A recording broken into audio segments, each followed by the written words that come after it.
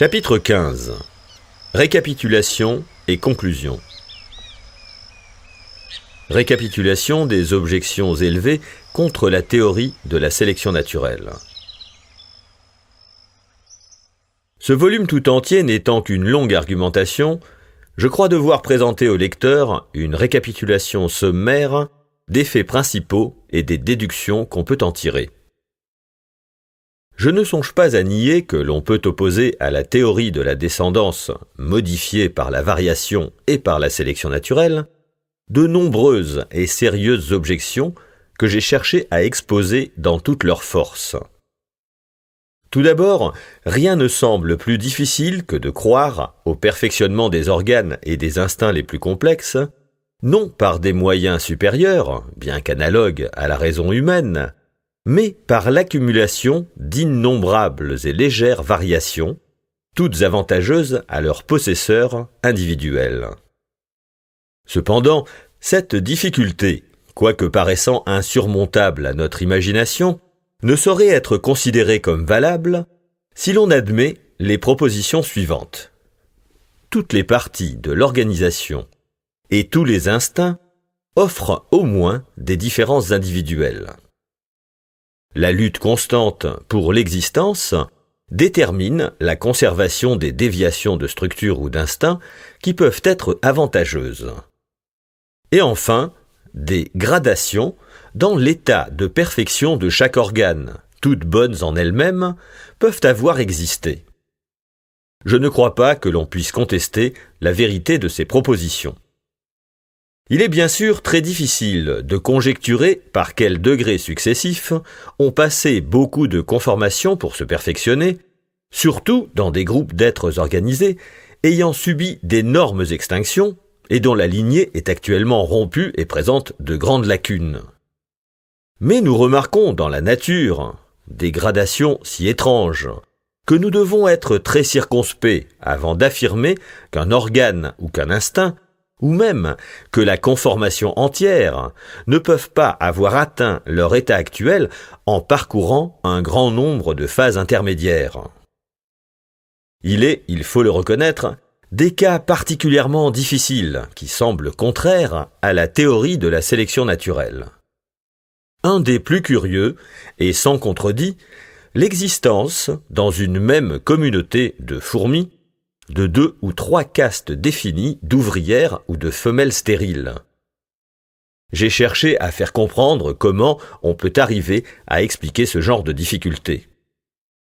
Quant à la stérilité presque générale que présentent les espèces lors d'un premier croisement, stérilité qui contraste d'une manière si frappante avec la fécondité presque universelle des variétés croisées les unes avec les autres, je dois renvoyer l'auditeur à la récapitulation donnée à la fin du 9e chapitre. Des faits qui me paraissent prouver d'une façon concluante que cette stérilité n'est pas plus une propriété spéciale que ne l'est l'inaptitude que présentent 2 arbres distincts à se greffer l'un sur l'autre, mais qu'elle dépend de différences limitées au système reproducteur des espèces qu'on veut croiser. La grande différence entre les résultats que donnent les croisements réciproques de 2 mêmes espèces, c'est-à-dire lorsqu'une des espèces est employée d'abord comme père et ensuite comme mère, nous prouve le bien fondé de cette conclusion. Nous sommes conduits à la même conclusion par l'examen des plantes dimorphes et trimorphes, dont les formes unies illégitimement ne donnent que peu ou pas de graines, et dont la descendance est plus ou moins stérile. Or, ces plantes appartiennent incontestablement à la même espèce, et ne diffèrent les unes des autres que sous le rapport de leurs organes reproducteurs et de leurs fonctions. Bien qu'un grand nombre de savants aient affirmé que la fécondité des variétés croisées et de leurs descendants métis est universelle, cette assertion ne peut plus être considérée comme absolue après les faits que j'ai cités sur l'autorité de Gärtner et de Kölreuter. La plupart des variétés sur lesquelles on a expérimenté avaient été produites à l'état de domesticité. Or, comme la domesticité, et je n'entends pas par là une simple captivité, tend très certainement à éliminer cette stérilité qui, à en juger par analogie, aurait affecté le croisement des espèces parentes. Nous ne devons pas nous attendre à ce que la domestication provoque également la stérilité de leurs descendants modifiés, quand on les croise les uns avec les autres. Cette élimination de stérilité paraît résulter de la même cause qui permet à nos animaux domestiques de se reproduire librement dans bien des milieux différents, ce qui semble résulter de ce qu'ils ont été habitués graduellement à de fréquents changements des conditions d'existence. Une double série de faits parallèles semble jeter beaucoup de lumière sur la stérilité des espèces croisées pour la première fois et sur celle de leur descendance hybride. D'un côté, il y a d'excellentes raisons pour croire que de légers changements dans les conditions d'existence donnent à tous les êtres organisés un surcroît de vigueur et de fécondité. Nous savons aussi qu'un croisement entre des individus distincts de la même variété et entre des individus appartenant à des variétés différentes augmente le nombre des descendants et augmente certainement leur taille ainsi que leur force. Cela résulte principalement du fait que les formes que l'on croise ont été exposées à des conditions d'existence quelque peu différentes. Car j'ai pu m'assurer, par une série de longues expériences, que si l'on soumet pendant plusieurs générations tous les individus d'une même variété aux mêmes conditions, le bien résultant du croisement est souvent très diminué ou disparaît tout à fait. C'est un des côtés de la question. D'autre part, nous savons que les espèces depuis longtemps exposées à des conditions presque uniformes périssent, ou si elles survivent, deviennent stériles, bien que conservant une parfaite santé si on les soumet à des conditions nouvelles et très différentes, à l'état de captivité par exemple. Ce fait ne s'observe pas, ou s'observe seulement à un très faible degré, chez nos produits domestiques, qui ont été, depuis longtemps, soumis à des conditions variables. Par conséquent, lorsque nous constatons que les hybrides produits par le croisement de deux espèces distinctes sont peu nombreux à cause de leur mortalité dès la conception ou à un âge très précoce, ou bien à cause de l'état plus ou moins stérile des survivants, il semble très probable que ce résultat dépend du fait qu'étant composés de deux organismes différents, ils sont soumis à de grands changements dans les conditions d'existence. Quiconque pourra expliquer de façon absolue pourquoi l'éléphant ou le renard, par exemple, ne se reproduisent jamais en captivité, même dans leur pays natal, alors que le porc et le chien domestique donnent de nombreux produits dans les conditions d'existence les plus diverses, pourra en même temps répondre de façon satisfaisante à la question suivante. Pourquoi deux espèces distinctes croisées ainsi que leurs descendants hybrides sont-elles généralement plus ou moins stériles, tandis que deux variétés domestiques croisées ainsi que leurs descendants métis sont parfaitement fécondes? En ce qui concerne la distribution géographique, les difficultés que rencontre la théorie de la descendance avec modification sont assez sérieuses.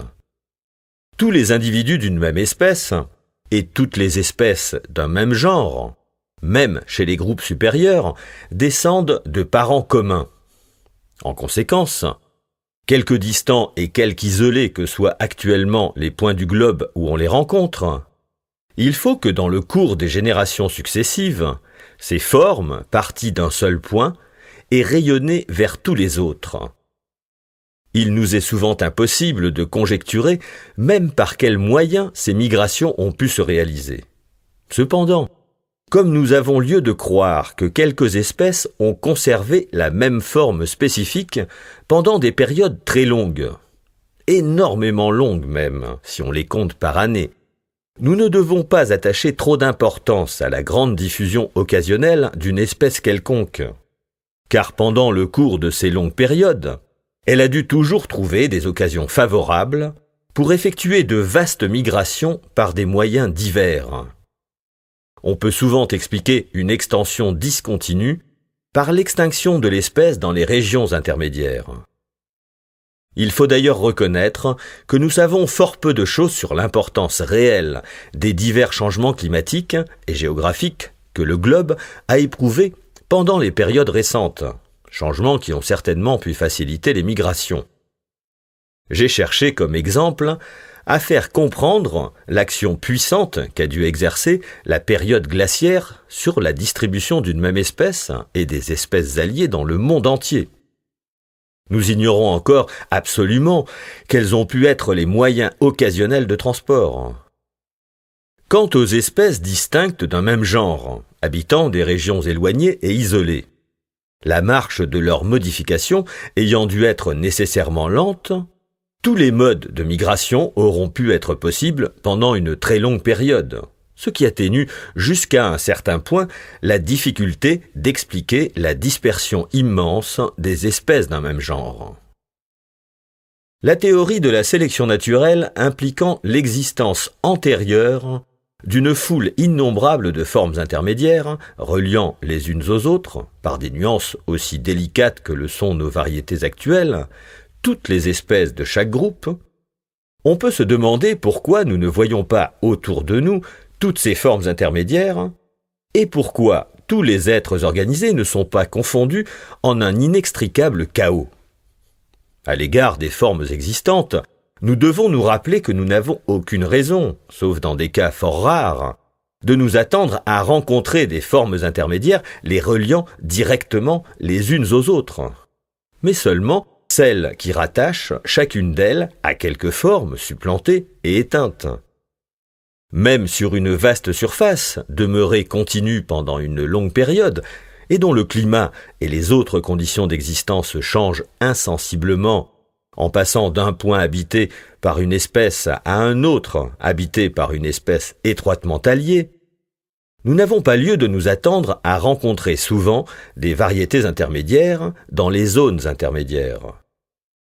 Nous avons tout lieu de croire, en effet, que dans un genre, quelques espèces seulement subissent des modifications, les autres s'éteignant sans laisser de postérité variable. Quant aux espèces qui se modifient, il y en a peu qui le fassent en même temps dans une même région, et toutes les modifications sont lentes à s'effectuer. J'ai démontré aussi que les variétés intermédiaires, qui ont probablement occupé d'abord les zones intermédiaires, ont dû être supplantées par les formes alliées existant de part et d'autre, car ces dernières, étant les plus nombreuses, tendent pour cette raison même à se modifier et à se perfectionner plus rapidement que les espèces intermédiaires moins abondantes. En sorte que celles-ci ont dû à la longue être exterminées et remplacées. Si l'hypothèse de l'extermination d'un nombre infini de chaînons reliant les habitants actuels avec les habitants éteints du globe, et à chaque période successive reliant les espèces qui y ont vécu avec les formes plus anciennes est fondée, pourquoi ne trouvons-nous pas dans toutes les formations géologiques une grande abondance de ces formes intermédiaires? Pourquoi nos collections de restes fossiles ne fournissent-elles pas la preuve évidente de la gradation et des mutations des formes vivantes? Bien que les recherches géologiques aient incontestablement révélé l'existence passée d'un grand nombre de chaînons qui ont déjà rapproché les unes des autres bien des formes de la vie, elles ne présentent cependant pas, entre les espèces actuelles et les espèces passées, toutes les gradations infinies et insensibles que réclame ma théorie. Et c'est là, sans contredit, l'objection la plus sérieuse qu'on puisse lui opposer.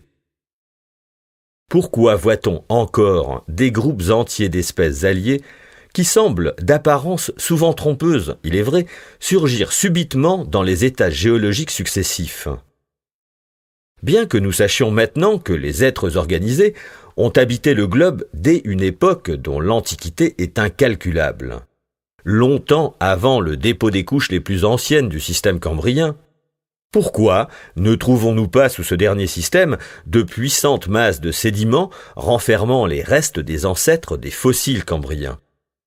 Car ma théorie implique que de semblables couches ont été déposées quelque part, lors de ces époques si reculées et si complètement ignorées de l'histoire du globe. Je ne puis répondre à ces questions et résoudre ces difficultés qu'en supposant que les archives géologiques sont bien plus incomplètes que les géologues ne l'admettent généralement.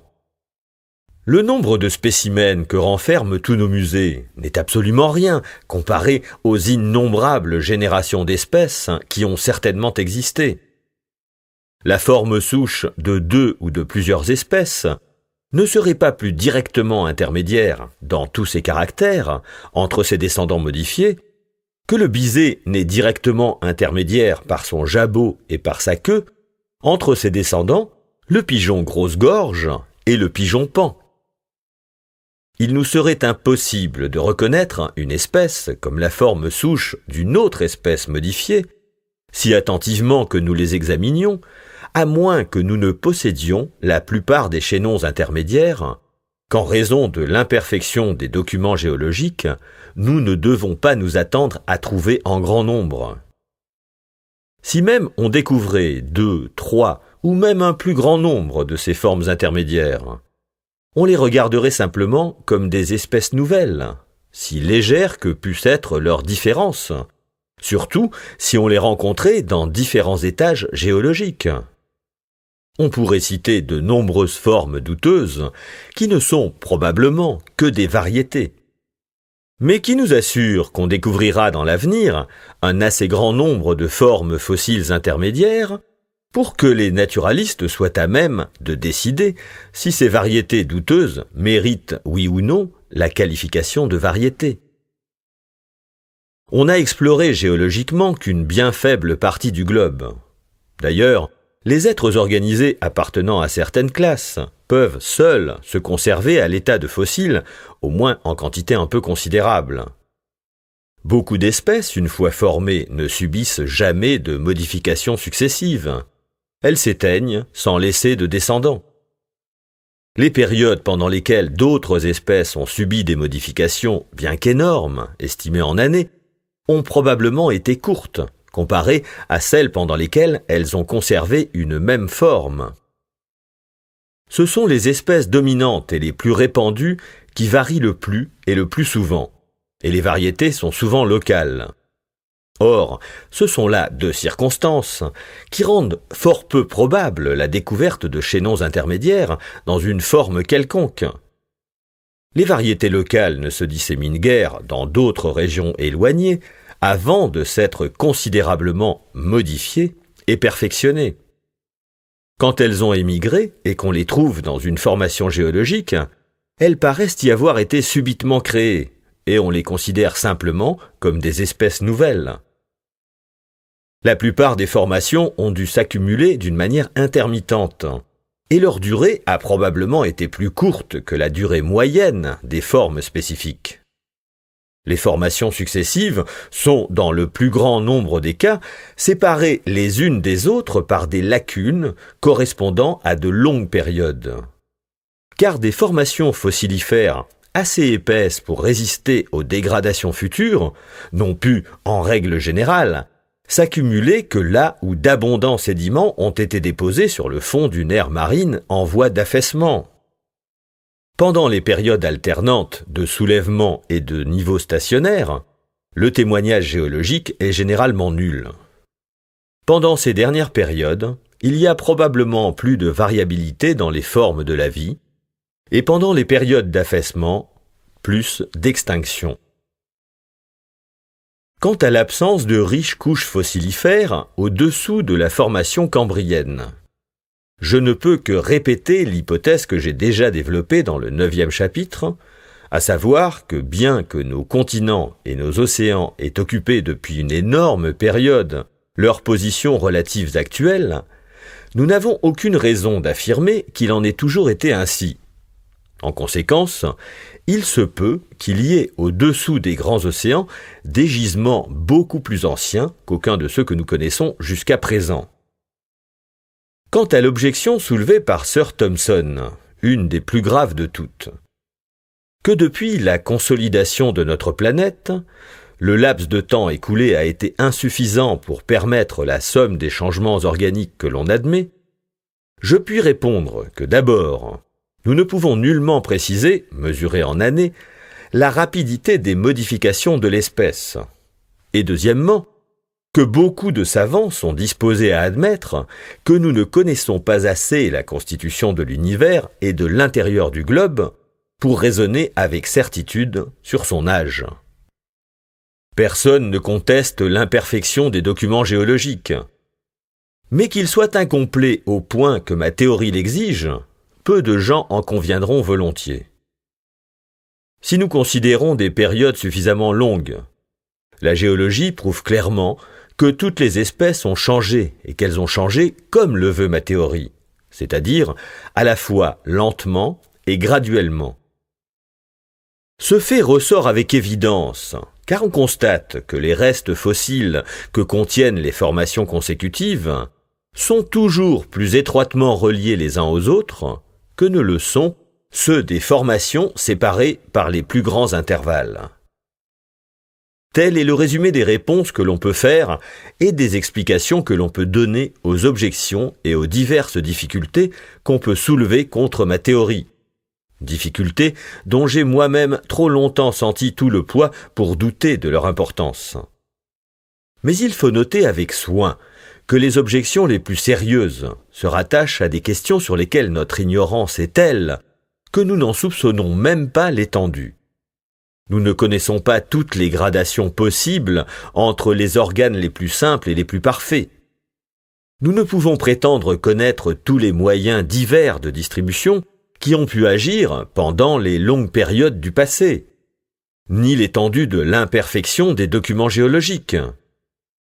Si sérieuses que soient ces diverses objections, elles ne sont, à mon avis, cependant pas suffisantes pour renverser la théorie de la descendance avec modifications successives.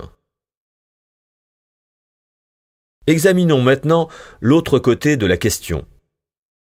Nous observons à l'état domestique que les changements des conditions d'existence causent, ou tout au moins excitent, une variabilité considérable, mais souvent de façon si obscure que nous sommes disposés à regarder les variations comme spontanées. La variabilité obéit à des lois complexes, telles que la corrélation, l'usage et le défaut d'usage, et l'action définie des conditions extérieures. Il est difficile de savoir dans quelle mesure nos productions domestiques ont été modifiées. Mais nous pouvons certainement admettre qu'elles l'ont été beaucoup, et que les modifications restent héréditaires pendant de longues périodes. Aussi longtemps que les conditions extérieures restent les mêmes, nous avons lieu de croire qu'une modification héréditaire depuis de nombreuses générations peut continuer à l'être encore pendant un nombre de générations à peu près illimité. D'autre part, nous avons la preuve que lorsque la variabilité a une fois commencé à se manifester, elle continue d'agir pendant longtemps à l'état domestique, car nous voyons encore occasionnellement des variétés nouvelles apparaître chez nos productions domestiques les plus anciennes. L'homme n'a aucune influence immédiate sur la production de la variabilité. Il expose seulement, souvent sans dessein, les êtres organisés à de nouvelles conditions d'existence. La nature agit alors sur l'organisation et la fait varier. Mais l'homme peut choisir les variations que la nature lui fournit et les accumuler comme il l'entend. Il adapte ainsi les animaux et les plantes à son usage ou à ses plaisirs. Il peut opérer cette sélection méthodiquement ou seulement d'une manière inconsciente, en conservant les individus qui lui sont le plus utiles ou qui lui plaisent le plus, sans aucune intention préconçue de modifier la race. Il est certain qu'il peut largement influencer les caractères d'une race en triant, dans chaque génération successive, des différences individuelles assez légères pour échapper à des yeux inexpérimentés. Ce procédé inconscient de sélection a été l'agent principal de la formation des races domestiques les plus distinctes et les plus utiles. Les doutes inextricables où nous sommes sur la question de savoir si certaines races produites par l'homme sont des variétés ou des espèces primitivement distinctes, prouvent qu'elle possède dans une large mesure les caractères des espèces naturelles. Il n'est aucune raison évidente pour que les principes dont l'action a été si efficace à l'état domestique n'aient pas agi à l'état naturel.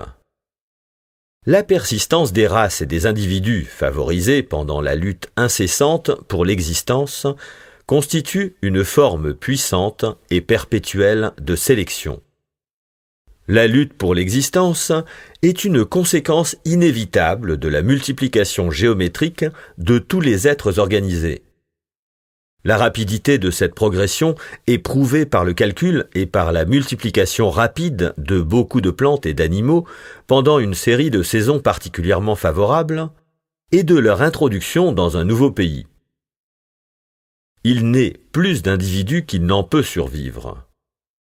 Un atome dans la balance peut décider des individus qui doivent vivre et de ceux qui doivent mourir, ou déterminer quelles espèces ou quelles variétés augmentent ou diminuent en nombre ou s'éteignent totalement.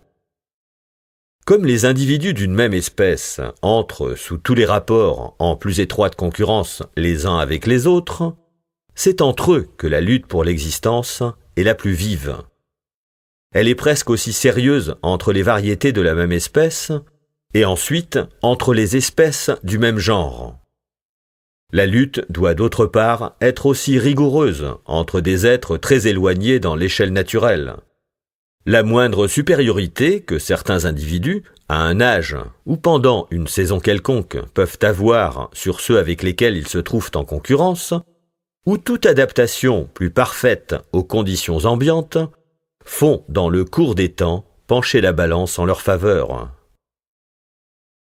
Chez les animaux à sexe séparé, on observe, dans la plupart des cas, une lutte entre les mâles pour la possession des femelles, à la suite de laquelle les plus vigoureux et ceux qui ont eu le plus de succès sous le rapport des conditions d'existence sont aussi ceux qui, en général, laissent le plus de descendants. Le succès doit cependant dépendre souvent de ce que les mâles possèdent des moyens spéciaux d'attaque ou de défense, ou de plus grand charme. Car tout avantage, même léger, suffit à leur assurer la victoire. L'étude de la géologie montre clairement que tous les pays ont subi de grands changements physiques. Nous pouvons donc supposer que les êtres organisés ont dû, à l'état naturel, varier de la même manière qu'ils l'ont fait à l'état domestique. Or, s'il y a eu la moindre variabilité dans la nature, il serait incroyable que la sélection naturelle n'eût pas joué son rôle. On a souvent soutenu, mais il est impossible de prouver cette assertion, que, à l'état naturel, la somme des variations est rigoureusement limitée.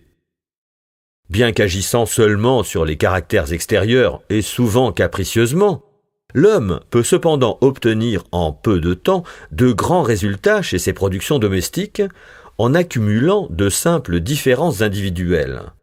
Or, chacun admet que les espèces présentent des différences de cette nature.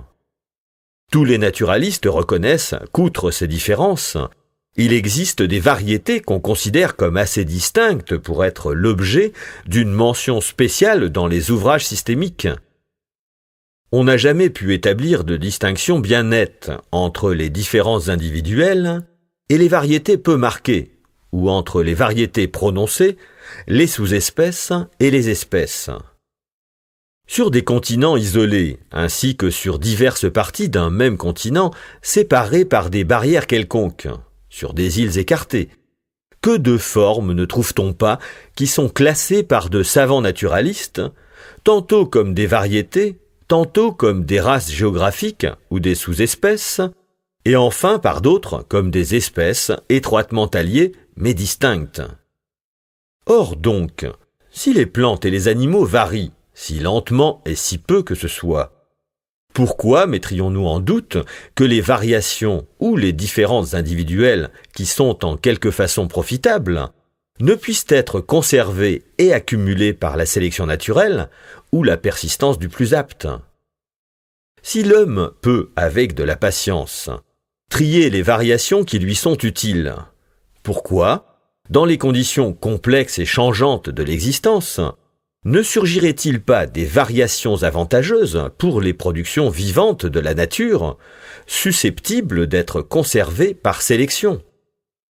Quelles limites pourrait-on fixer à cette cause agissant continuellement pendant des siècles et scrutant rigoureusement et sans relâche la constitution, la conformation et les habitudes de chaque être vivant pour favoriser ce qui est bon et rejeter ce qui est mauvais?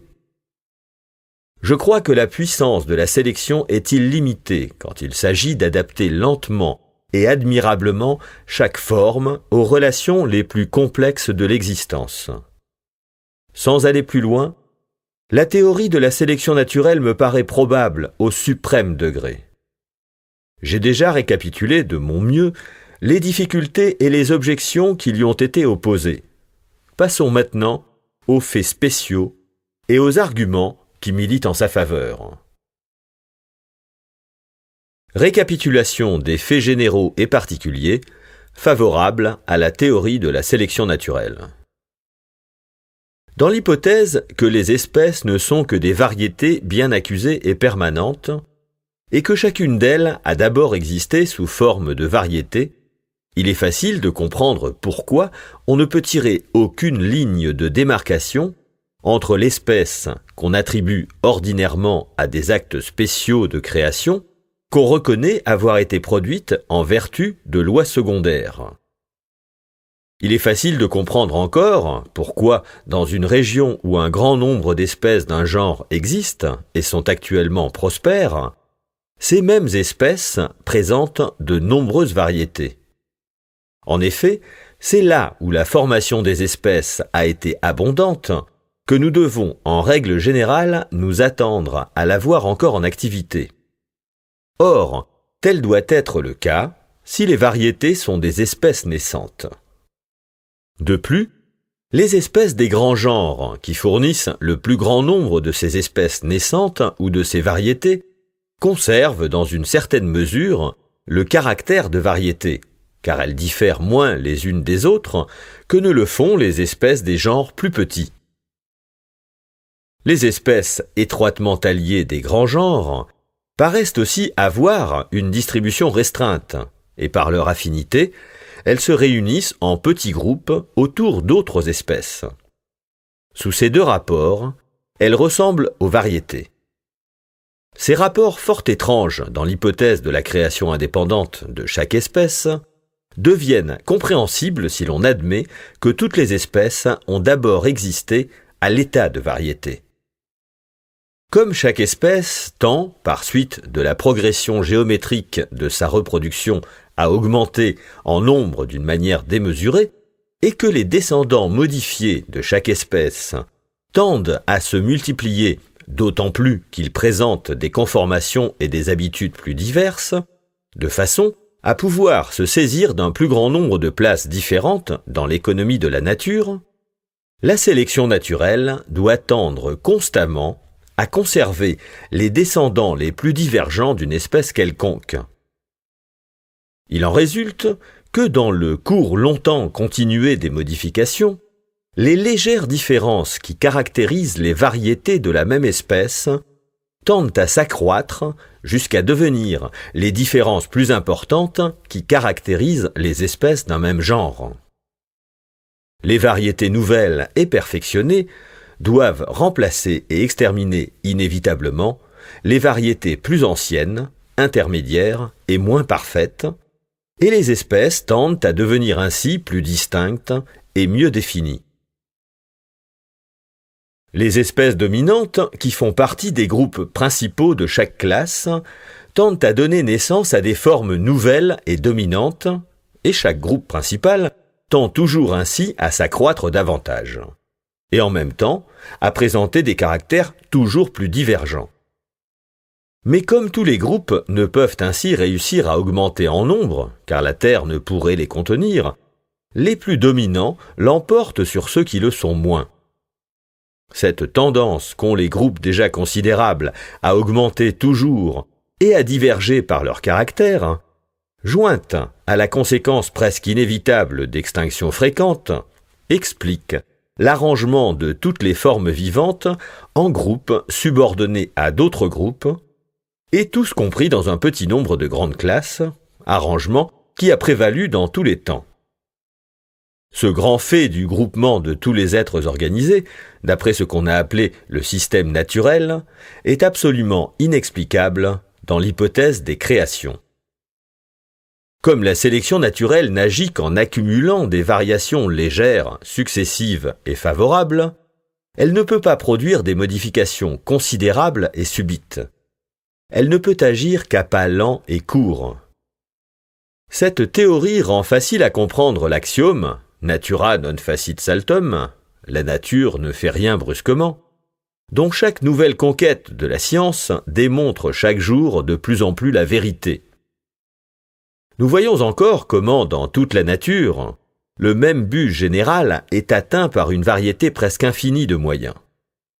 Car toute particularité, une fois acquise et pour longtemps héréditaire, et des conformations déjà diversifiées de bien des manières différentes, ont à s'adapter à un même but général. Nous voyons en un mot pourquoi la nature est prodigue de variété, tout en étant avare d'innovation. Or, pourquoi cette loi existerait-elle si chaque espèce avait été indépendamment créée? C'est ce que personne ne saurait expliquer. Un grand nombre d'autres faits me paraissent explicables d'après cette théorie. N'est-il pas étrange qu'un oiseau ayant la forme du pic se nourrisse d'insectes terrestres? Qu'une oie, habitant les terres élevées et ne nageant jamais, ou du moins bien rarement, ait des pieds palmés? Qu'un oiseau, semblable au merle, plonge et se nourrisse d'insectes subaquatiques? Qu'un pétrel ait des habitudes et une conformation convenable pour la vie d'un pingouin, et ainsi de suite dans une foule d'autres cas? Mais dans l'hypothèse que chaque espèce s'efforce constamment de s'accroître en nombre, pendant que la sélection naturelle est toujours prête à agir pour adapter ses descendants, lentement variables, à toute place qui dans la nature est inoccupée ou imparfaitement occupée, ces faits cessent d'être étranges et auraient même pu être prévisibles. Nous pouvons comprendre jusqu'à un certain point qu'il y ait tant de beauté dans toute la nature, car on peut, dans une grande mesure, attribuer cette beauté à l'intervention de la sélection. Cette beauté ne concorde pas toujours avec nos idées sur le beau. Il suffit pour s'en convaincre de considérer certains serpents venimeux, certains poissons et certaines chauves-souris hideuses, ignobles caricatures de la face humaine. La sélection sexuelle a donné de brillantes couleurs, des formes élégantes et d'autres ornements aux mâles et parfois aussi aux femelles, de beaucoup d'oiseaux, de papillons et de divers animaux. Elle a souvent rendu chez les oiseaux la voix du mâle harmonieuse pour la femelle, et agréable même pour nous. Les fleurs et les fruits rendus apparents et tranchants par leur vive couleur sur le fond vert du feuillage, attirent les unes les insectes qui, en les visitant, contribuent à leur fécondation, et les autres les oiseaux qui, en dévorant les fruits, concourent à en disséminer les graines. Comment se fait-il que certaines couleurs, certains tons et certaines formes plaisent à l'homme ainsi qu'aux animaux inférieurs? C'est-à-dire, comment se fait-il que les êtres vivants aient acquis le sens de la beauté dans sa forme la plus simple? C'est ce que nous ne saurions pas plus dire que nous ne saurions expliquer ce qui a primitivement pu donner du charme à certaines odeurs et à certaines saveurs. Comme la sélection naturelle agit au moyen de la concurrence, elle n'adapte et ne perfectionne les animaux de chaque pays que relativement aux autres habitants. Nous ne devons donc nullement nous étonner que les espèces d'une région quelconque, qu'on suppose d'après la théorie ordinaire avoir été spécialement créées et adaptées pour cette localité, soient vaincues et remplacées par des produits venant d'autres pays. Nous ne devons pas non plus nous étonner de ce que toutes les combinaisons de la nature ne soient pas, à notre point de vue, absolument parfaites. L'œil humain, par exemple, et même que quelques-unes soient contraires à nos idées d'appropriation. Nous ne devons pas nous étonner de ce que l'aiguillon de l'abeille cause souvent la mort de l'individu qui l'emploie. de ce que les mâles chez cet insecte soient produits en aussi grand nombre pour accomplir un seul acte, et soient ensuite massacrés par leurs sœurs stériles, de l'énorme gaspillage du pollen de nos pins, de la haine instinctive qu'éprouve la reine abeille pour ses filles fécondes, de ce que l'ichneumon s'établisse dans le corps vivant d'une chenille et se nourrisse à ses dépens, et de tant d'autres cas analogues. Ce qu'il y a réellement de plus étonnant dans la théorie de la sélection naturelle, c'est qu'on n'ait pas observé encore plus de cas du défaut de la perfection absolue. Les lois complexes et peu connues qui régissent la production des variétés sont, autant que nous en pouvons juger, les mêmes que celles qui ont régi la production des espèces distinctes. Dans les deux cas, les conditions physiques paraissent avoir déterminé, dans une mesure dont nous ne pouvons préciser l'importance, des effets définis et directs. Ainsi, lorsque des variétés arrivent dans une nouvelle station, elles revêtent occasionnellement quelques-uns des caractères propres aux espèces qui l'occupent. L'usage et le défaut d'usage paraissent, tant chez les variétés que chez les espèces, avoir produit des effets importants. Il est impossible de ne pas être conduit à cette conclusion quand on considère, par exemple, le canard à ailes courtes, dont les ailes, incapables de servir au vol, sont à peu près dans le même état que celles du canard domestique. Ou lorsqu'on voit le tucutuco, fouisseur, qui est occasionnellement aveugle, et certaines taupes qui le sont ordinairement et dont les yeux sont recouverts d'une pellicule. Enfin, lorsque l'on songe aux animaux aveugles qui habitent les cavernes obscures d'Amérique et d'Europe.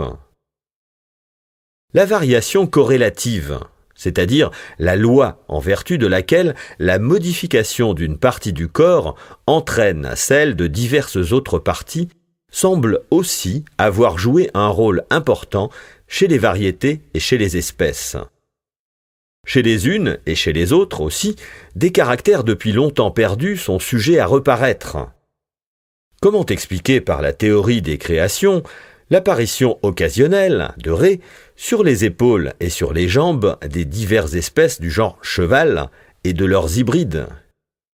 Combien au contraire ce fait s'explique simplement si l'on admet que toutes ces espèces descendent d'un ancêtre zébré, de même que les différentes races du pigeon domestique descendent du bisé au plumage bleu et barré. Si l'on se place dans l'hypothèse ordinaire de la création indépendante de chaque espèce, pourquoi les caractères spécifiques, c'est-à-dire ceux par lesquels les espèces du même genre diffèrent les unes des autres, seraient-ils plus variables que les caractères génériques qui sont communs à toutes les espèces? Pourquoi, par exemple, la couleur d'une fleur serait-elle plus sujette à varier chez une espèce, alors que les autres espèces de ce genre, qu'on suppose créées de façon indépendante, devraient avoir des fleurs de différentes couleurs, bien qu'elles aient des fleurs de la même couleur? Ce fait s'explique facilement si l'on admet que les espèces ne sont que des variétés bien accusées, dont les caractères sont devenus permanents à un haut degré. En effet, ayant déjà varié par certains caractères depuis l'époque où elles ont divergé de la souche commune, ce qui a produit leur distinction spécifique. Ces mêmes caractères seront encore plus sujets à varier que les caractères génériques, qui depuis une immense période ont continué à se transmettre sans modification. Il est impossible d'expliquer, d'après la théorie de la création, pourquoi un point de l'organisation, développé d'une manière inusitée chez une espèce quelconque d'un genre, et par conséquent de grande importance pour cette espèce, comme nous pouvons naturellement le penser, est éminemment susceptible de variation. D'après ma théorie, au contraire, ce point est le siège, depuis l'époque où les diverses espèces se sont séparées de leur souche commune, d'une quantité inaccoutumée de variations et de modifications. Et il doit, en conséquence, continuer à être généralement variable. Mais une partie peut se développer d'une manière exceptionnelle, comme l'aile de la chauve-souris, sans être plus variable que toute autre conformation si elle est commune à un grand nombre de formes subordonnées, c'est-à-dire si elle s'est transmise héréditairement pendant une longue période, car en pareil cas, elle est devenue constante par suite de l'action prolongée de la sélection naturelle. Quant aux instincts, quelque merveilleux que soient plusieurs d'entre eux, la théorie de la sélection naturelle des modifications successives, légères mais avantageuses, les explique aussi facilement qu'elle explique la conformation corporelle. Nous pouvons ainsi comprendre pourquoi la nature procède par degrés pour pourvoir de leurs différents instincts les animaux divers d'une même classe. J'ai essayé de démontrer quelle lumière le principe du perfectionnement graduel jette sur les phénomènes si intéressants que nous présentent les facultés architecturales de l'abeille.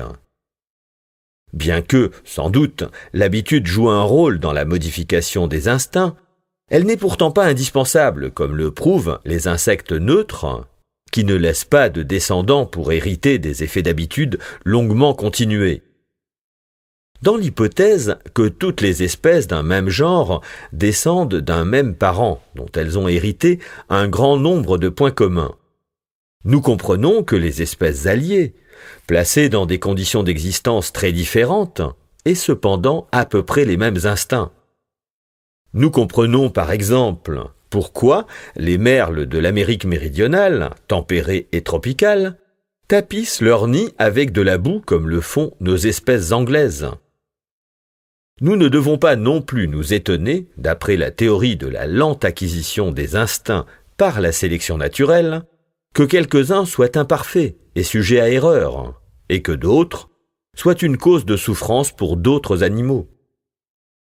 Si les espèces ne sont pas des variétés bien tranchées et permanentes, nous pouvons immédiatement comprendre pourquoi leur descendance hybride obéit aux mêmes lois complexes que les descendants de croisement entre variétés reconnues, relativement à la ressemblance avec leurs parents, à leur absorption mutuelle à la suite de croisements successifs et sur d'autres points. Cette ressemblance serait bizarre si les espèces étaient le produit d'une création indépendante et que les variétés fussent produites par l'action de causes secondaires. Si l'on admet que les documents géologiques sont très imparfaits, tous les faits qui en découlent viennent à l'appui de la théorie de la descendance avec modification. Les espèces nouvelles ont paru sur la scène lentement et à intervalles successifs. La somme des changements opérés dans des périodes égales est très différente dans les différents groupes. L'extinction des espèces et de groupes d'espèces tout entiers, qui a joué un rôle si considérable dans l'histoire du monde organique, est la conséquence inévitable de la sélection naturelle. Car les formes anciennes doivent être supplantées par des formes nouvelles et perfectionnées. Lorsque la chaîne régulière des générations est rompue, ni les espèces, ni les groupes d'espèces perdus ne reparaissent jamais. La diffusion graduelle des formes dominantes et les lentes modifications de leurs descendants font qu'après de longs intervalles de temps, les formes vivantes paraissent avoir simultanément changé dans le monde entier. Le fait que les restes fossiles de chaque formation présentent, dans une certaine mesure, des caractères intermédiaires, comparativement aux fossiles enfouis dans les formations inférieures et supérieures, s'explique tout simplement par la situation intermédiaire qu'ils occupent dans la chaîne généalogique. Ce grand fait que tous les êtres éteints peuvent être groupés dans les mêmes classes que les êtres vivants est la conséquence naturelle de ce que les uns et les autres descendent de parents communs. Comme les espèces ont généralement divergé en caractère dans le long cours de leur descendance et de leur modification, nous pouvons comprendre pourquoi les formes les plus anciennes, c'est-à-dire les ancêtres de chaque groupe, occupent si souvent une position intermédiaire, dans une certaine mesure, entre les groupes actuels. On considère les formes nouvelles comme étant, dans leur ensemble, généralement plus élevées dans l'échelle de l'organisation que les formes anciennes. Elles doivent l'être d'ailleurs, car ce sont les formes les plus récentes et les plus perfectionnées qui, dans la lutte pour l'existence, ont dû l'emporter sur les formes plus anciennes et moins parfaites. Leurs organes ont dû aussi se spécialiser davantage pour remplir leurs diverses fonctions. Ce fait est tout à fait compatible avec celui de la persistance d'êtres nombreux, conservant encore une conformation élémentaire et peu parfaite, adaptée à des conditions d'existence également simples. Il est aussi compatible avec le fait que l'organisation de quelques formes a rétrogradé, parce que ces formes se sont successivement adaptées à chaque phase de leur descendance à des conditions modifiées d'ordre inférieur. La loi remarquable de la longue persistance de formes alliées sur un même continent, des marsupiaux en Australie, des édentés en Amérique méridionale et autres cas analogues, se comprend facilement parce que dans une même région, les formes existantes doivent être étroitement alliées aux formes éteintes par un lien généalogique. En ce qui concerne la distribution géographique, si l'on admet que dans le cours immense des temps écoulés, il y a eu de grandes migrations dans les diverses parties du globe dues à de nombreux changements climatiques et géographiques, ainsi qu'à des moyens nombreux, occasionnels et pour la plupart inconnus de dispersion, la plupart des faits importants de la distribution géographique deviennent intelligibles d'après la théorie de la descendance avec modification. Nous pouvons comprendre le parallélisme si frappant qui existe entre la distribution des êtres organisés dans l'espace et leur succession géologique dans le temps. Car dans les deux cas, les êtres se rattachent les uns aux autres par le lien de la génération ordinaire et les moyens de modification ont été les mêmes. Nous comprenons toute la signification de ce fait remarquable qui a frappé tous les voyageurs, c'est-à-dire que sur un même continent, dans les conditions les plus diverses, malgré la chaleur ou le froid, sur les montagnes ou dans les plaines, dans les déserts ou dans les marais, la plus grande partie des habitants de chaque grande classe ont entre eux des rapports évidents de parenté. Ils descendent en effet des mêmes premiers colons, leurs ancêtres communs. En vertu de ce même principe de migration antérieure, combiné dans la plupart des cas avec celui de la modification, et grâce à l'influence de la période glaciaire, on peut expliquer pourquoi l'on rencontre sur les montagnes les plus éloignées les unes des autres, et dans les zones tempérées de l'hémisphère boréal et de l'hémisphère austral, quelques plantes identiques et beaucoup d'autres étroitement alliées. Nous comprenons de même l'alliance étroite de quelques habitants des mers tempérées des deux hémisphères, qui sont cependant séparés par l'océan tropical tout entier. Bien que deux régions présentent des conditions physiques aussi semblables qu'une même espèce puisse les désirer, nous ne devons pas nous étonner de ce que leurs habitants soient totalement différents, s'ils ont été séparés complètement les uns des autres depuis une très longue période. Le rapport d'organisme à organisme est en effet le plus important de tous les rapports. Et comme les deux régions ont dû recevoir des colons venant du dehors ou provenant de l'une ou de l'autre, à différentes époques et en proportions différentes, la marche des modifications dans les deux régions a dû inévitablement être différente. Dans l'hypothèse de migration suivie de modifications successives, il devient facile de comprendre pourquoi les îles océaniques ne sont peuplées que par un nombre restreint d'espèces, et pourquoi la plupart de ces espèces sont spéciales ou endémiques. Pourquoi on ne trouve pas dans ces îles des espèces appartenant au groupe d'animaux qui ne peuvent pas traverser de larges bras de mer, tels que les grenouilles et les mammifères terrestres? Pourquoi, d'autre part, on rencontre dans des îles très éloignées de tout continent des espèces particulières et nouvelles de chauves-souris, animaux qui peuvent traverser l'océan? Des faits tels que ceux de l'existence des chauves-souris, toutes spéciales dans les îles océaniques, à l'exclusion de tous autres animaux terrestres, sont absolument inexplicables d'après la théorie des créations indépendantes. L'existence d'espèces alliées ou représentatives dans deux régions quelconques implique, d'après la théorie de la descendance avec modification, que les mêmes formes parentes ont autrefois habité les deux régions. Nous trouvons presque invariablement, en effet, que lorsque deux régions séparées sont habitées par beaucoup d'espèces étroitement alliées, quelques espèces identiques sont encore communes aux deux.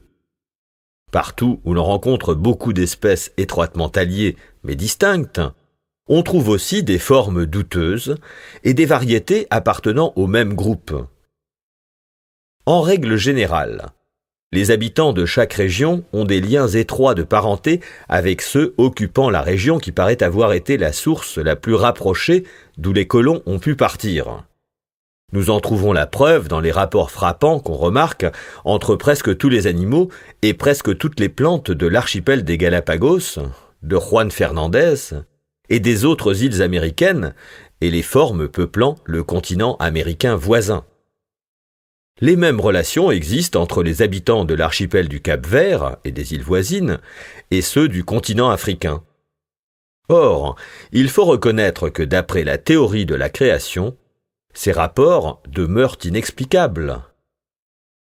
Nous avons vu que la théorie de la sélection naturelle avec modification, entraînant les extinctions et la divergence des caractères, explique pourquoi tous les êtres organisés, passés et présents, peuvent se ranger dans un petit nombre de grandes classes, en groupes subordonnés à d'autres groupes, dans lesquels les groupes éteints s'intercalent souvent entre les groupes récents.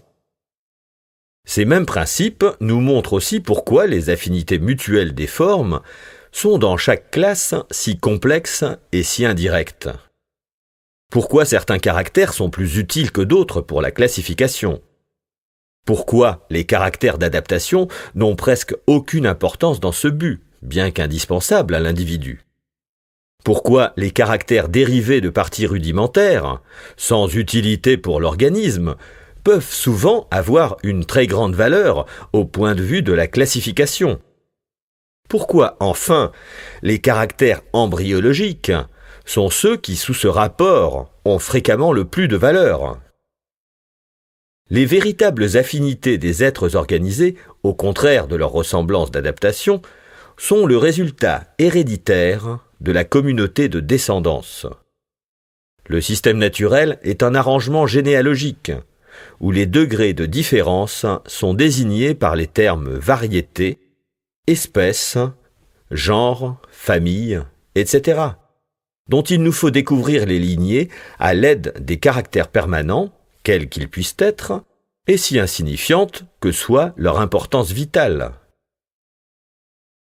La disposition semblable des os dans la main humaine, dans l'aile de la chauve-souris, dans la nageoire du marsouin et dans la jambe du cheval, le même nombre de vertèbres dans le cou de la girafe et dans celui de l'éléphant, tous ces faits et un nombre infini d'autres semblables s'expliquent facilement par la théorie de la descendance avec modifications successives, lentes et légères.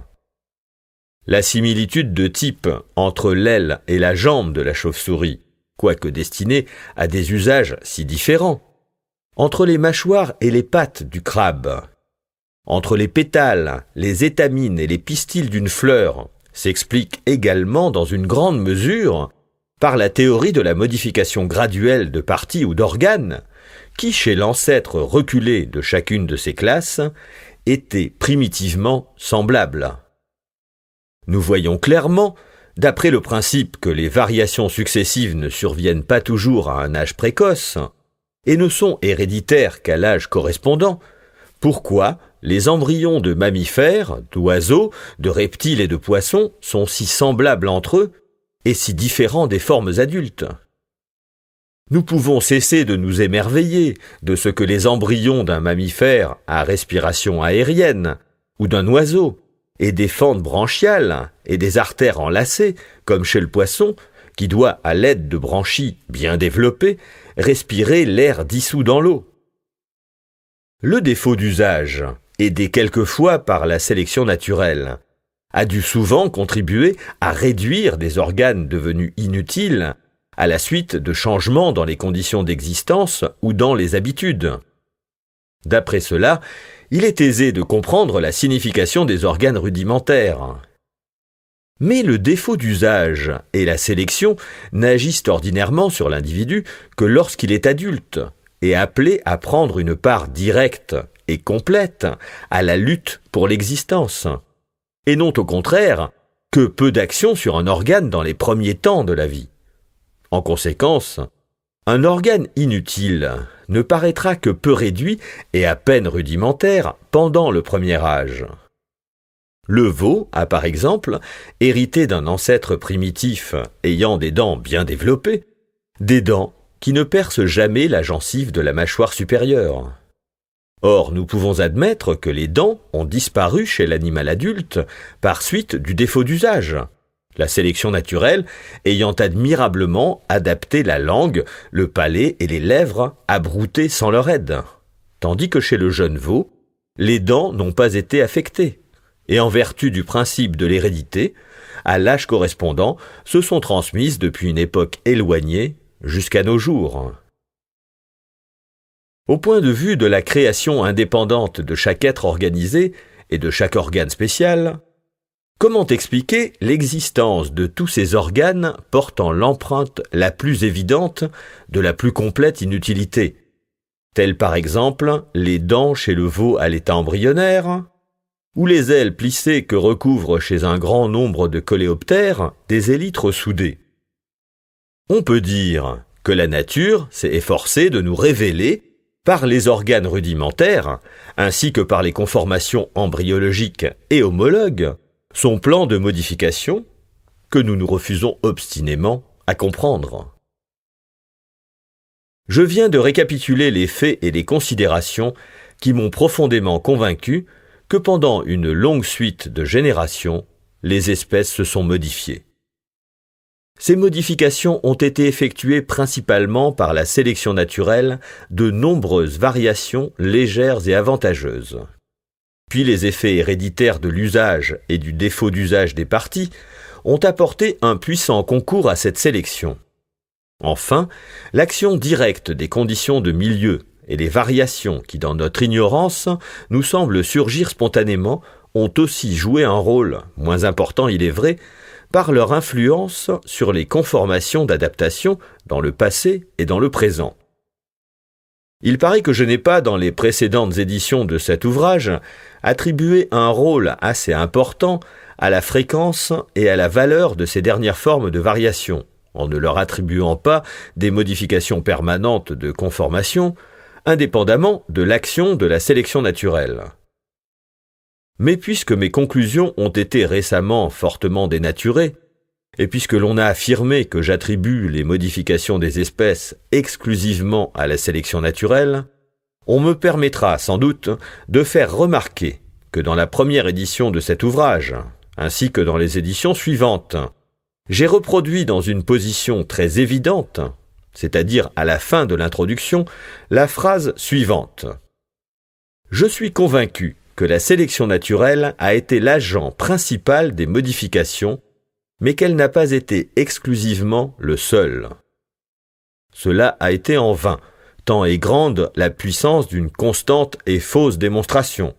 Toutefois, l'histoire de la science prouve heureusement qu'elle ne dure pas longtemps. Il n'est guère possible de supposer qu'une théorie fausse pourrait expliquer de façon aussi satisfaisante que le fait la théorie de la sélection naturelle les diverses grandes séries de faits dont nous nous sommes occupés. On a récemment objecté que c'est là une fausse méthode de raisonnement. Mais c'est celle que l'on emploie généralement pour apprécier les événements ordinaires de la vie, et les plus grands savants n'ont pas dédaigné non plus de s'en servir. C'est ainsi qu'on en est arrivé à la théorie ondulatoire de la lumière. Et la croyance à la rotation de la Terre sur son axe n'a que tout récemment trouvé l'appui de preuves directes. Ce n'est pas une objection valable que de dire que jusqu'à présent, la science ne jette aucune lumière sur le problème bien plus élevé de l'essence ou de l'origine de la vie. Qui peut expliquer ce qu'est l'essence de l'attraction ou de la pesanteur ? Nul ne se refuse cependant aujourd'hui à admettre toutes les conséquences qui découlent d'un élément inconnu, l'attraction, bien que Leibniz ait autrefois reproché à Newton d'avoir introduit dans la science des propriétés occultes et des miracles, Je ne vois aucune raison pour que les opinions développées dans ce volume blessent les sentiments religieux de qui que ce soit. Il suffit d'ailleurs, pour montrer combien ces sortes d'impressions sont passagères, de se rappeler que la plus grande découverte que l'homme ait jamais faite, la loi de l'attraction universelle, a été aussi attaquée par Leibniz comme subversive de la religion naturelle et dans ses conséquences de la religion révélée.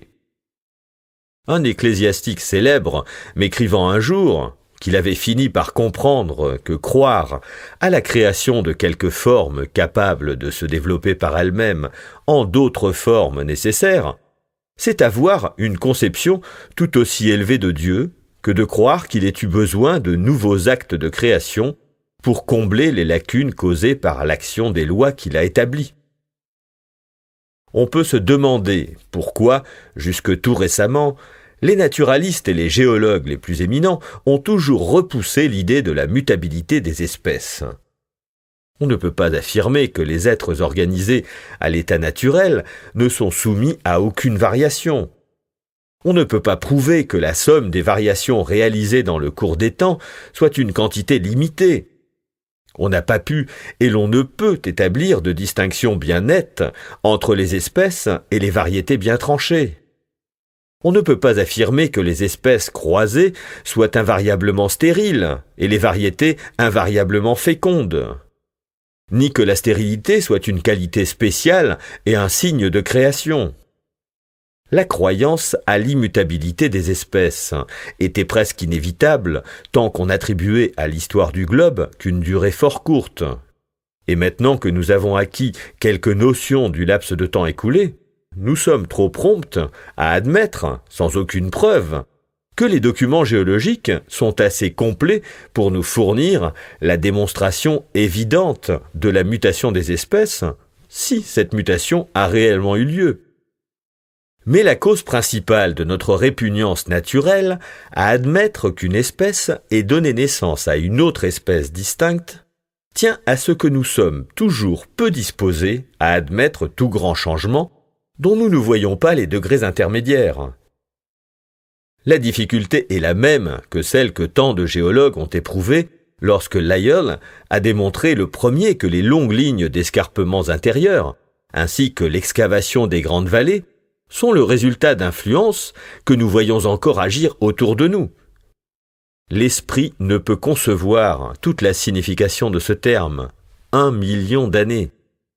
Il ne saurait davantage ni additionner, ni percevoir les effets complets de beaucoup de variations légères, accumulées pendant un nombre presque infini de générations. Bien que je sois profondément convaincu de la vérité des opinions que j'ai brièvement exposées dans le présent volume, je ne m'attends pas à convaincre certains naturalistes, fort expérimentés sans doute, mais qui depuis longtemps se sont habitués à envisager une multitude de faits sous un point de vue directement opposé au mien. Il est si facile de cacher notre ignorance sous des expressions telles que plan de création, unité de type, etc., et de penser que nous expliquons quand nous ne faisons que répéter un même fait. Celui qui a quelque disposition naturelle à attacher plus d'importance à quelques difficultés non résolues qu'à l'explication d'un certain nombre de faits rejettera certainement ma théorie.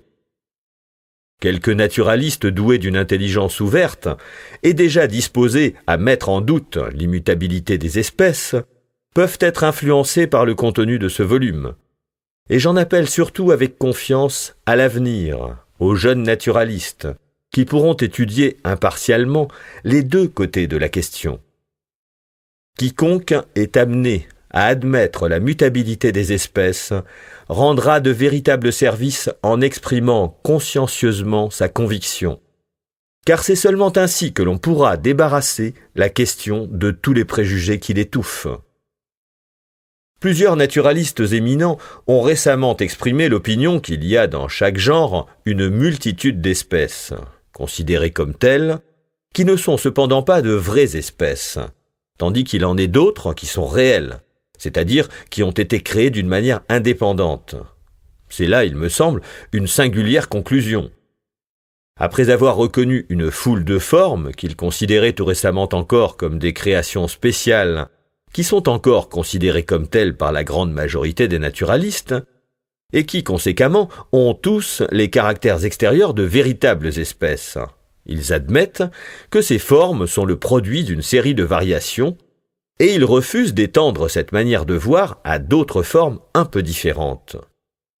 Ils ne prétendent cependant pas pouvoir définir, ou même conjecturer, quelles sont les formes qui ont été créées et quelles sont celles qui sont le produit de lois secondaires.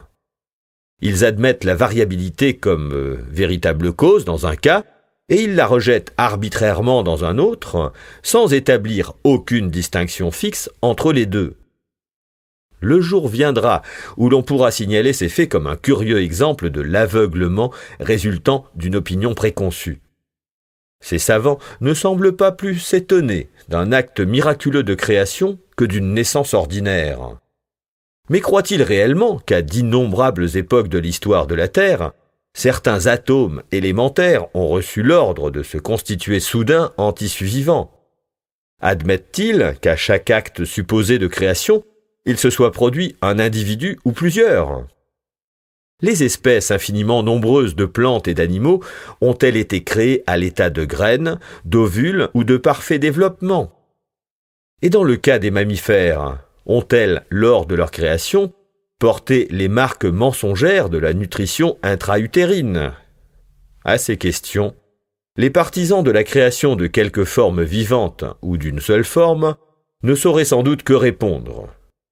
Divers savants ont soutenu qu'il est aussi facile de croire à la création de 100 millions d'êtres qu'à la création d'un seul. Mais en vertu de l'axiome philosophique de la moindre action formulé par Maupertuis, l'esprit est plus volontiers porté à admettre le nombre moindre, et nous ne pouvons certainement pas croire qu'une quantité innombrable de formes d'une même classe ait été créée avec les marques évidentes, mais trompeuses, de leur descendance d'un même ancêtre. Comme souvenir d'un état de choses antérieur, j'ai conservé dans les paragraphes précédents et ailleurs plusieurs expressions qui impliquent chez les naturalistes la croyance à la création séparée de chaque espèce. J'ai été fort blâmé de m'être exprimé ainsi. Mais c'était sans aucun doute l'opinion générale lors de l'apparition de la première édition de l'ouvrage actuel. J'ai causé autrefois avec beaucoup de naturalistes sur l'évolution, sans rencontrer jamais le moindre témoignage sympathique. Il est probable pourtant que quelques-uns croyaient alors à l'évolution, mais ils restaient silencieux, ou ils s'exprimaient d'une manière tellement ambiguë qu'il n'était pas facile de comprendre leur opinion. Aujourd'hui, tout a changé, et presque tous les naturalistes admettent le grand principe de l'évolution. Il en est cependant qui croient encore que des espèces ont subitement engendré par des moyens encore inexpliqués des formes nouvelles totalement différentes. Mais comme j'ai cherché à le démontrer, il y a des preuves puissantes qui s'opposent à toute admission de ces modifications brusques et considérables. Au point de vue scientifique, et comme conduisant à des recherches ultérieures, il n'y a que peu de différence entre la croyance que de nouvelles formes ont été produites subitement d'une manière inexplicable par d'anciennes formes très différentes et la vieille croyance à la création des espèces au moyen de la poussière terrestre. Jusqu'à quel point peut-on étendre la théorie de la sélection naturelle? Jusqu'où, pourra-t-on me demander, poussez-vous votre doctrine de la modification des espèces? C'est là une question à laquelle il est difficile de répondre, parce que plus les formes que nous considérons sont distinctes, plus les arguments en faveur de la communauté de descendance diminuent et perdent de leur force. Quelques arguments, toutefois, ont un très grand poids et une haute portée. Tous les membres de classes entières sont reliés les uns aux autres par une chaîne d'affinité et peuvent tous, d'après un même principe, être classés en groupes subordonnés à d'autres groupes. Les restes fossiles tendent parfois à remplir d'immenses lacunes entre les ordres existants. Les organes à l'état rudimentaire, témoignent clairement qu'ils ont existé à un état développé chez un ancêtre primitif, fait qui, dans quelques cas, implique des modifications considérables chez ses descendants. Dans des classes entières, des conformations très variées sont construites sur un même plan, et les embryons très jeunes se ressemblent de très près. Je ne puis donc douter que la théorie de la descendance avec modification ne doive comprendre tous les membres d'une même grande classe ou d'un même règne. Je crois que tous les animaux descendent de 4 ou 5 formes primitives tout au plus, et toutes les plantes d'un nombre égal ou même moindre. L'analogie me conduirait à faire un pas de plus, et je serais disposé à croire que tous les animaux et toutes les plantes descendent d'un prototype unique. Mais l'analogie peut être un guide trompeur. Toutefois, toutes les formes de la vie ont beaucoup de caractères communs. La composition chimique, la structure cellulaire, les lois de croissance et la faculté qu'elles ont d'être affectées par certaines influences nuisibles. Cette susceptibilité se remarque jusque dans les faits les plus insignifiants. Ainsi, un même poison affecte souvent de la même manière les plantes et les animaux. Le poison sécrété par la mouche à gale détermine sur l'églantier ou sur le chêne des excroissances monstrueuses. La reproduction sexuelle semble être essentiellement semblable chez tous les êtres organisés, sauf peut-être chez quelques-uns des plus infimes. Chez tous, autant que nous le sachions actuellement, la vésicule germinative est la même, de sorte que tous les êtres organisés ont une origine commune. Même si l'on considère les 2 divisions principales du monde organique, c'est-à-dire le règne animal et le règne végétal, on remarque certaines formes inférieures assez intermédiaires par leur caractère, pour que les naturalistes soient en désaccord quant au règne auquel elles doivent être rattachées. Et ainsi que l'a fait remarquer le professeur Asa Gray, les spores et autres corps reproducteurs des algues inférieures peuvent se vanter d'avoir d'abord une existence animale caractérisée, à laquelle succède une existence incontestablement végétale. Par conséquent, d'après le principe de la sélection naturelle avec divergence des caractères, il ne semble pas impossible que les animaux et les plantes aient pu se développer en partant de ces formes inférieures et intermédiaires. Or, si nous admettons ce point, nous devons admettre aussi que tous les êtres organisés qui vivent ou qui ont vécu sur la Terre peuvent descendre d'une seule forme primordiale.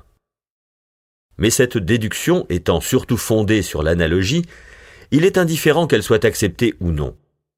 Il est sans doute possible, ainsi que le suppose M. Lewis, qu'aux premières origines de la vie, plusieurs formes différentes aient pu surgir. Mais s'il en est ainsi, nous pouvons conclure que très peu seulement ont laissé des descendants modifiés, car ainsi que je l'ai récemment fait remarquer à propos des membres de chaque grande classe, comme les vertébrés, les articulés, etc., nous trouvons dans leur conformation embryologique, homologue et rudimentaire, la preuve évidente que les membres de chaque règne descendent tous d'un ancêtre unique. Effet de l'adoption de la théorie de la sélection naturelle sur l'étude de l'histoire naturelle. Lorsque les opinions que j'ai exposées dans cet ouvrage, opinions que M. Wallace a aussi soutenues dans le journal de la Société linnéenne, et que des opinions analogues sur l'origine des espèces seront généralement admises par les naturalistes, nous pouvons prévoir qu'il s'accomplira dans l'histoire naturelle une révolution importante. Les systématiciens pourront continuer leurs travaux comme aujourd'hui, mais ils ne seront plus constamment obsédés de doutes quant à la valeur spécifique de telle ou telle forme, circonstance qui, j'en parle par expérience, ne constituera pas un mince soulagement. Les disputes éternelles sur la spécificité d'une 50aine de ronces britanniques cesseront. Les systématiciens n'auront plus qu'à décider, ce qui d'ailleurs ne sera pas toujours facile. Si une forme quelconque est assez constante et assez distincte des autres formes pour qu'on puisse la bien définir, et dans ce cas, si ces différences sont assez importantes pour mériter un nom d'espèce. Ce dernier point deviendra bien plus important à considérer qu'il ne l'est maintenant, car des différences, quelque légères qu'elles soient, entre deux formes quelconques que ne relient aucun degré intermédiaire, sont actuellement considérées par les naturalistes comme suffisantes pour justifier leur distinction spécifique. Nous serons plus tard obligés de reconnaître que la seule distinction à établir entre les espèces et les variétés bien tranchées consiste seulement en ce que l'on sait ou que l'on suppose que ces dernières sont actuellement reliées les unes aux autres par des gradations intermédiaires, tandis que les espèces ont dû l'être autrefois. En conséquence, sans négliger de prendre en considération l'existence présente de degrés intermédiaires entre deux formes quelconques, nous serons conduits à peser avec plus de soin l'étendue réelle des différences qui les séparent et à leur attribuer une plus grande valeur. Il est fort possible que des formes, aujourd'hui reconnues comme de simples variétés, soient plus tard jugées dignes d'un nom spécifique. Dans ce cas, le langage scientifique et le langage ordinaire se trouveront d'accord. Bref, nous aurons à traiter l'espèce de la même manière que les naturalistes traitent actuellement les genres, c'est-à-dire comme de simples combinaisons artificielles inventées pour une plus grande commodité. Cette perspective n'est peut-être pas consolante, mais nous serons au moins débarrassés des vaines recherches auxquelles donne lieu l'explication absolue, encore non trouvée et introuvable, du terme « espèce ». Les autres branches plus générales de l'histoire naturelle n'en acquerront que plus d'intérêt.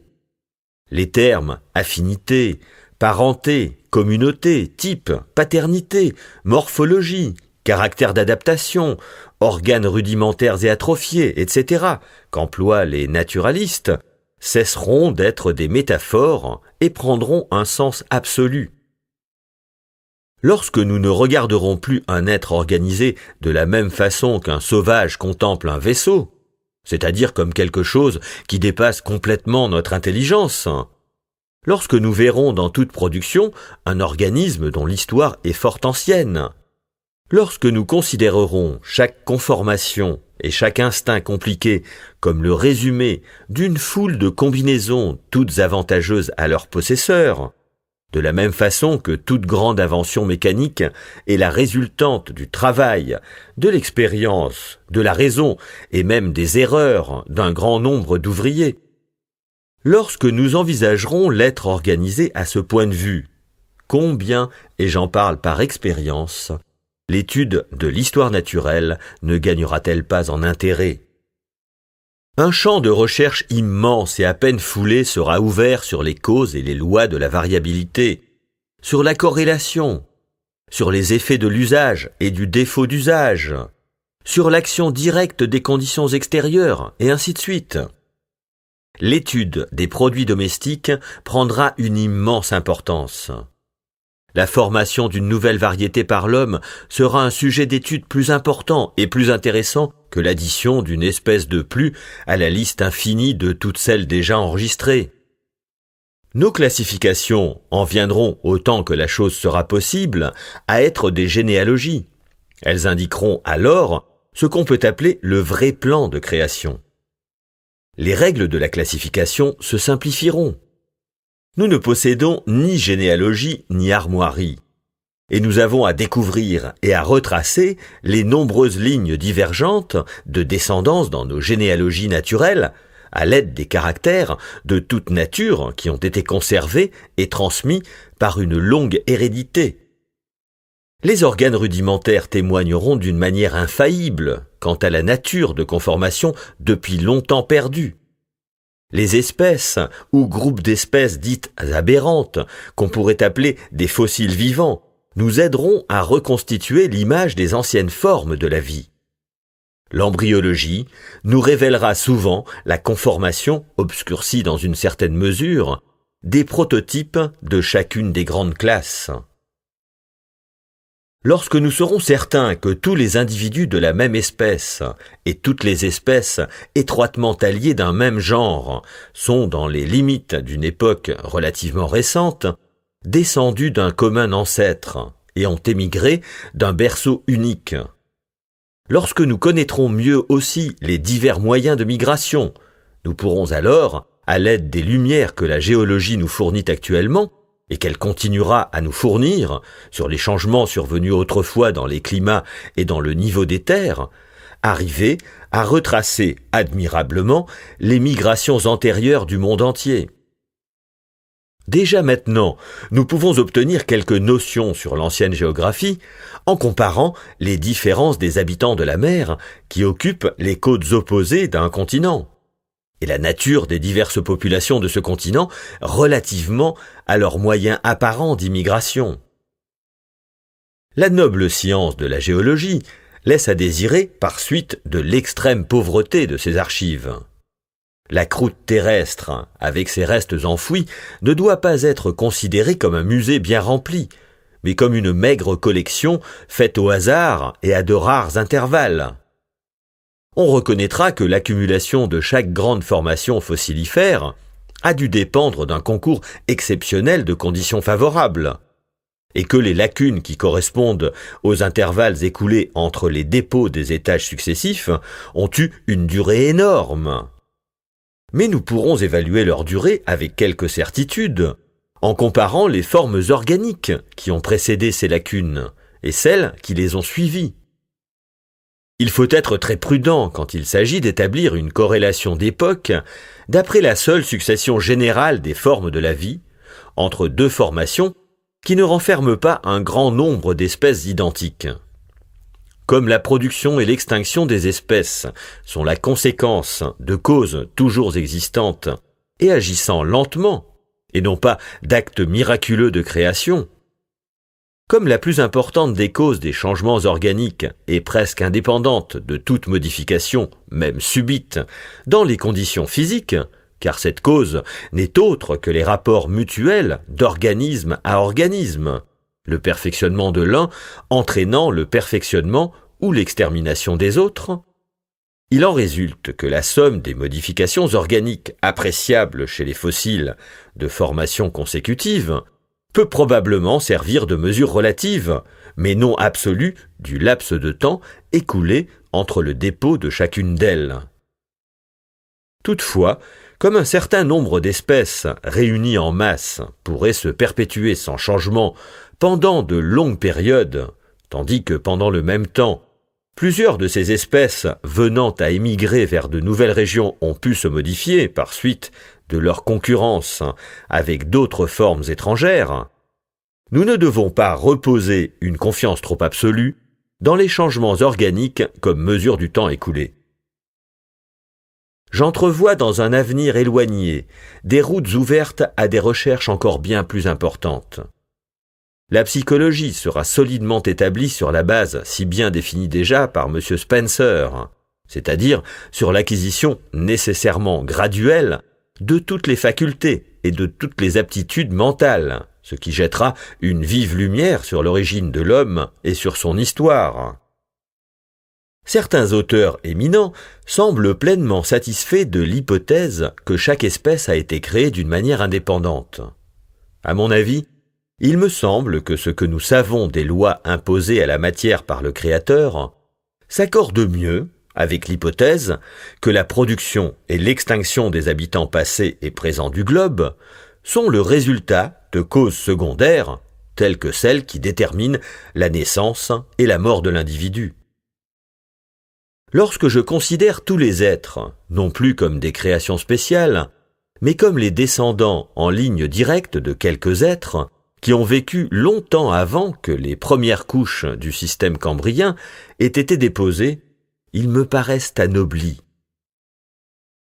À en juger d'après le passé, nous pouvons en conclure avec certitude que pas une des espèces actuellement vivantes ne transmettra sa ressemblance intacte à une époque future bien éloignée, et qu'un petit nombre d'entre elles auront seules des descendants dans les âges futurs, car le mode de groupement de tous les êtres organisés nous prouve que dans chaque genre, le plus grand nombre des espèces, et toutes les espèces dans beaucoup de genres, n'ont laissé aucun descendant et se sont totalement éteintes.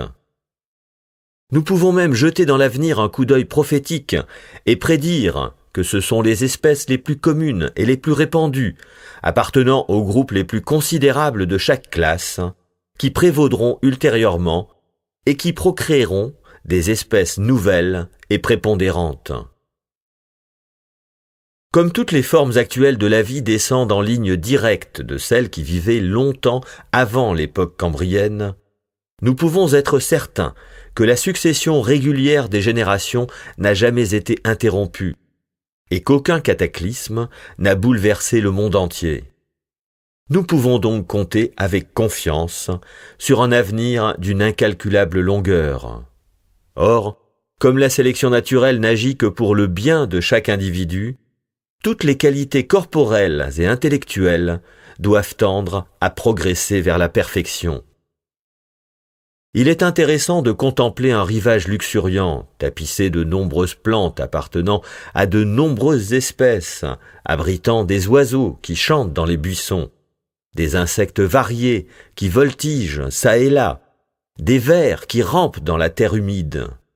Si l'on songe que ces formes si admirablement construites, si différentes et dépendantes les unes des autres d'une manière si complexe, ont toutes été produites par des lois qui agissent autour de nous. Ces lois, prises dans leur sens le plus large, sont la loi de croissance et de reproduction, la loi d'hérédité, presque impliquée par la loi de reproduction, la loi de variabilité, résultant de l'action directe et indirecte des conditions d'existence, de l'usage et du défaut d'usage, la loi de la multiplication des espèces, assez élevée pour amener la lutte pour l'existence, qui a pour conséquence la sélection naturelle, laquelle détermine la divergence des caractères et l'extinction des formes moins perfectionnées.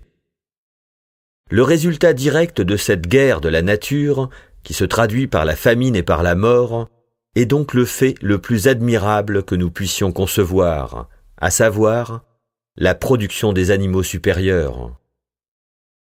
N'y a-t-il pas une véritable grandeur dans cette manière d'envisager la vie, avec ses puissances diverses, attribuées primitivement par le Créateur à un petit nombre de formes, ou même à une seule? Or, tandis que notre planète, obéissant à la loi fixe de la gravitation, continue à tourner dans son orbite, une quantité infinie de belles et admirables formes, sorties d'un commencement si simple, n'ont pas cessé de se développer et se développent encore.